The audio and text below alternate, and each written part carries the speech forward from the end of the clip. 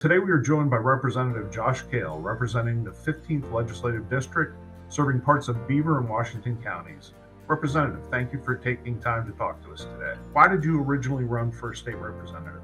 I grew up in Western Pennsylvania, southwestern Pennsylvania. I'm from a large family. I'm one of seven. And growing up, I saw, especially with my older siblings, once they graduated from college, they didn't come back home. And the reason they didn't come back home wasn't because they didn't want to come back home. It was because there was an opportunity here in Western Pennsylvania or across the Commonwealth. Now I have a family of my own.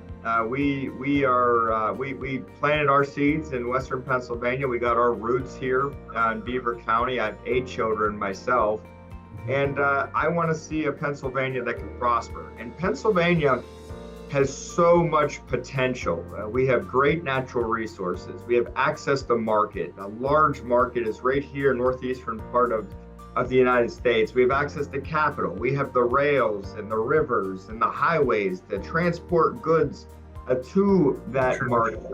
But what we also have is a Harrisburg that refuses to get out of the way. It has caused a number of problems over the course of the last century or so, and they've piled up and they've created an environment that just isn't conducive to growth. So I wanted to come into office and help change the culture within Harrisburg so that we can have a prosperous Pennsylvania. Hey, last year you were elected the Republican policy chairman, and in that role, you've held dozens of meetings across the state.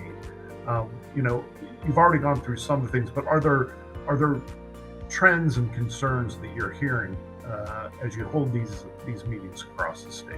Yeah, and so the goal of our meetings have been really to find what the obstacles to opportunity are across the Commonwealth. And is there some sort of consistency? Because sometimes you'll see regional problems that are particular to a certain area. It doesn't really apply across the state.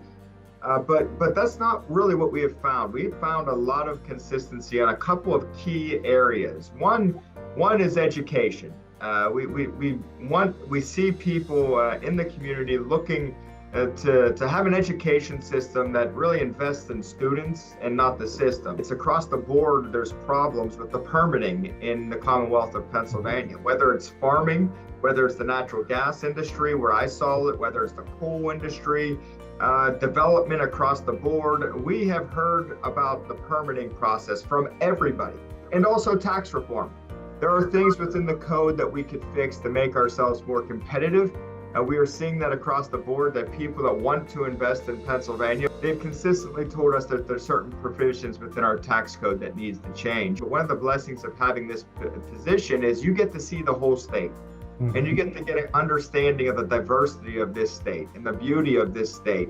And really, there is so much opportunity across the entire Commonwealth. And in each corner of the Commonwealth, though there's different cultures and different industries and different types of people and different places, what we are finding, they all have a consistent problem that Harrisburg won't get out of the way, whether it's permitting or whether it's tax reform.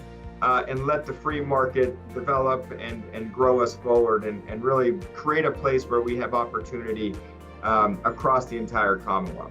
I did a lot of work as a solicitor as well in local boroughs and townships. And you've seen it up yes, close. I've seen it up close, and in particular, the money that's wasted with advertising is obscene. Why we allow that to occur is beyond me when everyone goes online anyway now, and it's one, more accessible, and two, more people are going to see it, and it's much, much, much, much cheaper. The stormwater management regs that you guys got to comply with and the heat that local municipalities take because of that, because of stuff that you have to comply with. In the second-class township code, we have to provide for fire and EMS services for our constituents. It's not getting easier. Challenges that our fire and EMS providers have right now, you heard some of those issues firsthand, and just wanted to get your thoughts on that issue. This is a problem that we have also seen across the Commonwealth, in particular in rural spots across the Commonwealth, but in other places too. What we're seeing actually is this trend towards paid firefighters.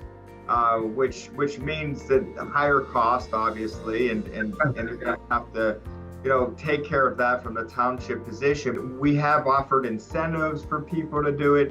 But there's also just at the end of the day, there's a funding dilemma that somehow we need to put our heads together and solve, because I don't think anybody denies that these aren't essential services. I just think there's a lot of disagreement on who should and how should we fund these services. It's tough actually to start approaching these conversations when traditionally these services were volunteer and people didn't have to be paid for them, and townships aren't used to paying for the service, and the state's not used to having to kick in.